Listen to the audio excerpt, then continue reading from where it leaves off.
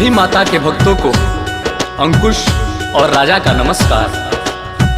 हम दोनों भाई माँ की एक कहानी सुनाने जा रहे हैं। उम्मीद है कि आप सब इसे ध्यान से जरूर सुनेंगे। जय माता दी। ये कहानी है माँ के चमत्कार की, मूर्तियाँ गढ़ने वाले कलाकार की।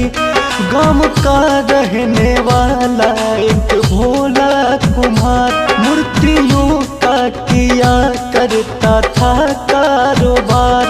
देवताओं की गढ़ करके वो मूर्तियाँ फूंक देता था वो प्यारे रंगों से। जाके बाजार फिर बेच आता था वो, जीवन यापन के लायक कमाता था वो। भक्ति में लीन दुर्गा की रहता था वो, दुख गरीबी का हालांकि सहता था वो। माँ से उसको मगर कुछ शिकायत न थी, धन मिले पद मिले ऐसी नीयत न थी। उसकी पत्नी थी गुणवान और नेक थी, ये समझिए कि वो लाखों में एक थी। छोटा व्यापार था पर न थे वो दुखी, मूर्तियाँ बेच कर थे वो दोनों सुखी। एक 9 माह का प्यारा बच्चा भी था, गोरा सुंदर व सेहत से अच्छा भी था।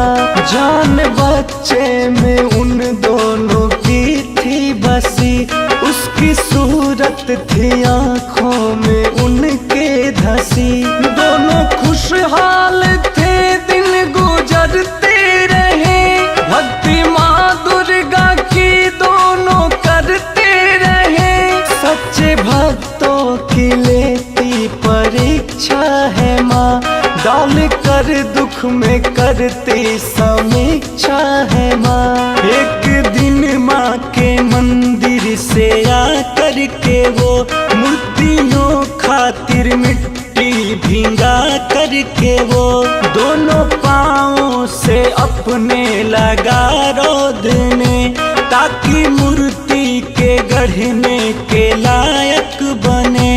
व्यस्त पत्नी भी खाना बनाने में थी, धर्म पत्नी का अपने निभाने में थी। आगे क्या होगा इसका ना आभास था, बच्चा सोया हुआ था वहीं पास था।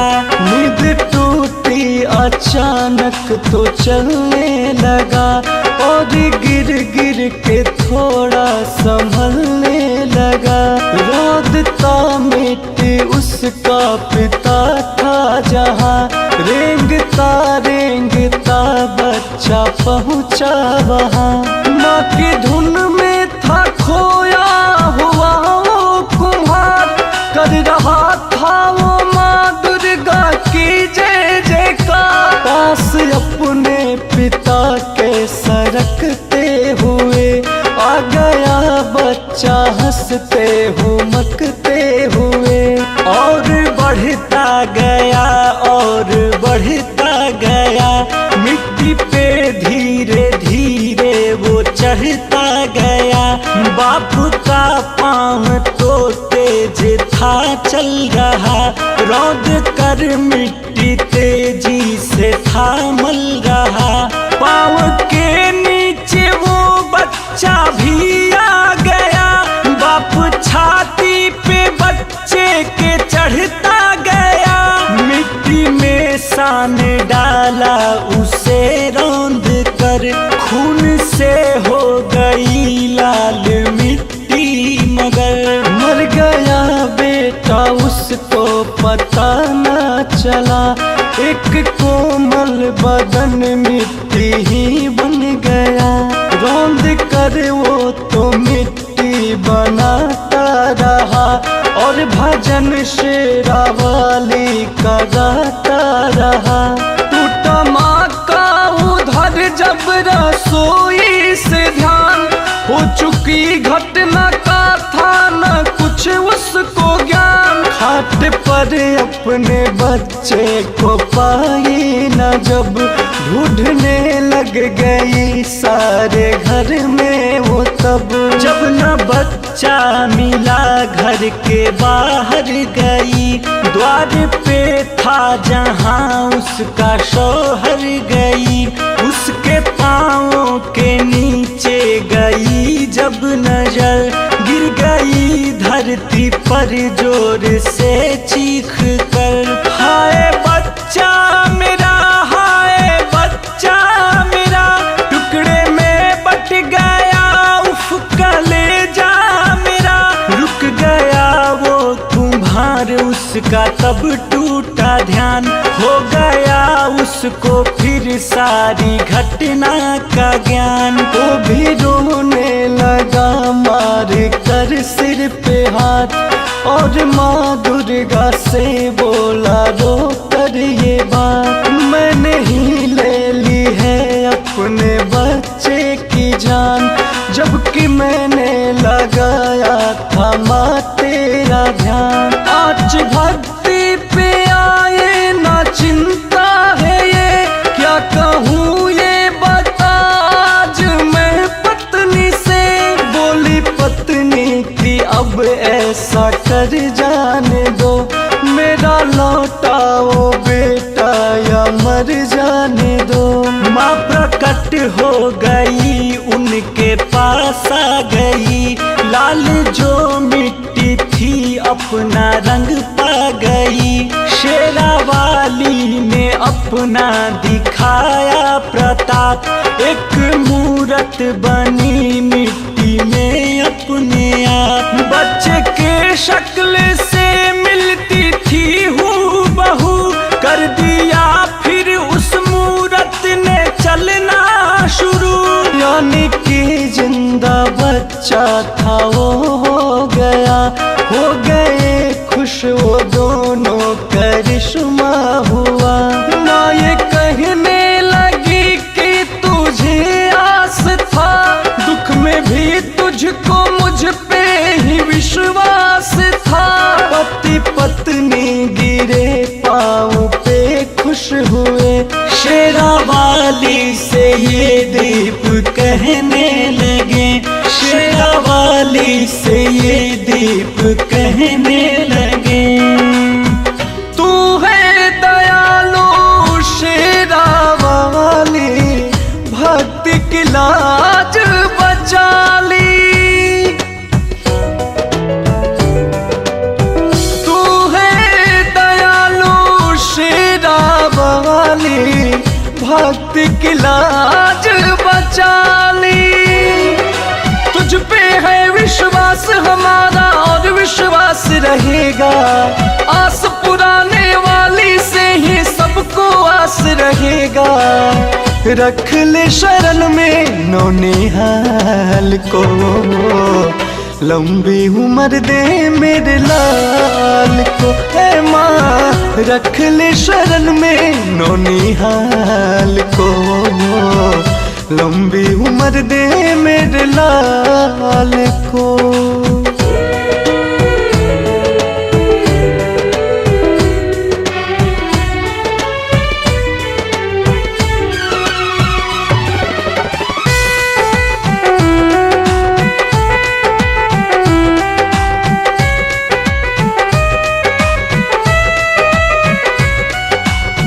हम हैं मैया भक्त तुम्हारे, आते रहेंगे तेरे द्वारे।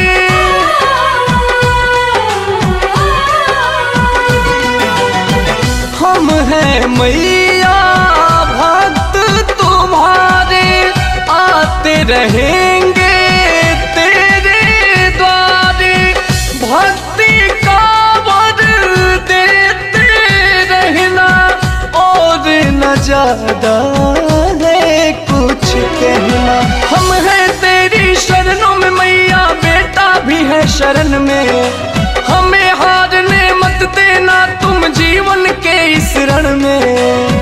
रख ले शरण में नौनिहाल को, लंबी उम्र दे मेरे लाल को, ए माँ रख ले शरण में नौनिहाल को। लंबी उम्र दे मेरे लाल को।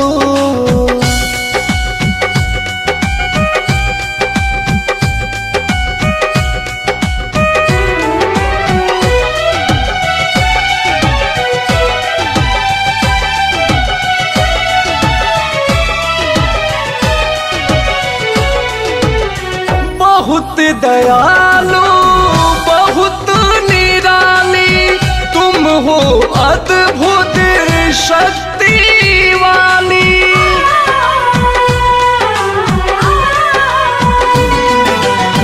बहुत दयालु बहुत निराली तुम हो, अद्भुत शक्ति वाली।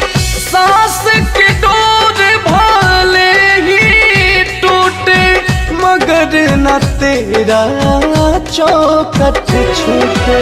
अंकुश राजा दिलीप सिन्हा बनकर तेरे पुजारी, दीप जलाएंगे पूजा का मेरी मैया प्यारी।